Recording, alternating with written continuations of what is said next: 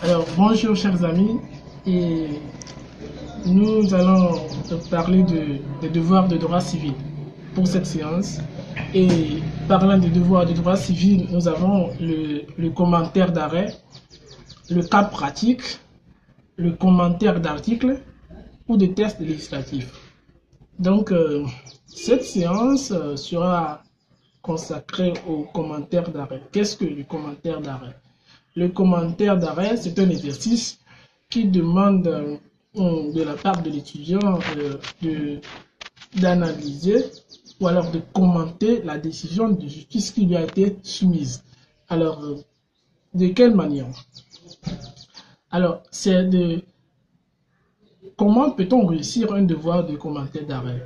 On peut réussir, ou alors on réussit le plus souvent un devoir de commentaire d'arrêt à travers l'exercice. Et l'exercice se fait comment? Sur le travail, sur la recherche, sur le terme,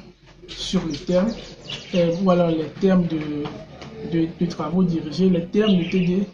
Donc du coup, vous allez faire des recherches sur les termes, sur les termes, et aussi préparer la fiche d'arrêt. Qu'est-ce que la fiche d'arrêt? La fiche d'arrêt,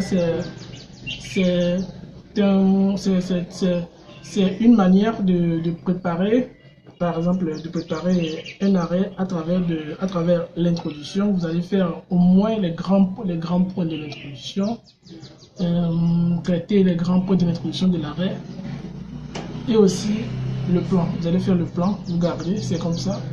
Vous faites pour tous les arrêts, quoi. Pour tous les arrêts que vous êtes, ou bien que vous prenez, vous faites la fiche d'arrêt. C'est comme ça on arrive à préparer un devoir de commentaire d'arrêt. Alors, nous parlerons sur l'introduction du commentaire d'arrêt, les grands points de l'introduction, les grandes parties de l'introduction. De façon générale, ces points sont les suivants. Le premier, c'est l'accroche. Dans l'accroche, nous avons la phrase d'attaque, l'énoncé de l'arrêt, ou alors les références de l'arrêt, et le terme. À part cela, vous allez voir les faits. Les faits commencent le plus souvent par en l'espèce, ou alors il ressort des faits. Il ressort des faits que en l'espèce, etc., etc., etc. Après, vous allez voir la procédure. Et après la procédure, vous tombez sur les prétentions et les arguments des parties.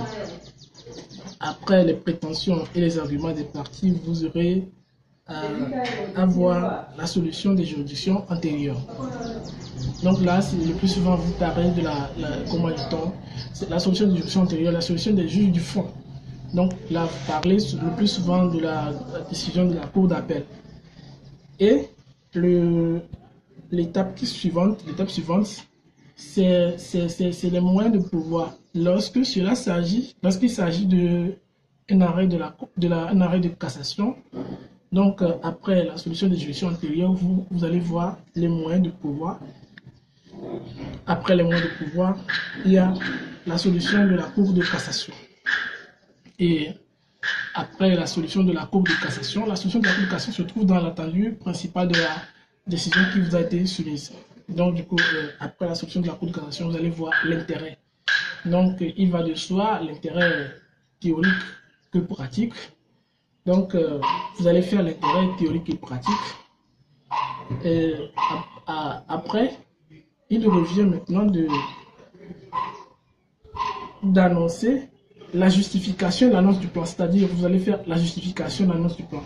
Et ce n'est qu'après ça que vous allez faire votre plan, et le reste, vous allez faire la rédaction, vous tombez dans le corps du devoir. C'est pour cela que nous venons de consacrer cette vidéo, pour bien détailler les grands points de l'introduction. Donc, pour ne rater aucune de nos vidéos, abonnez-vous et activez la cloche de notification. Merci à vous et bonne journée à vous. Merci.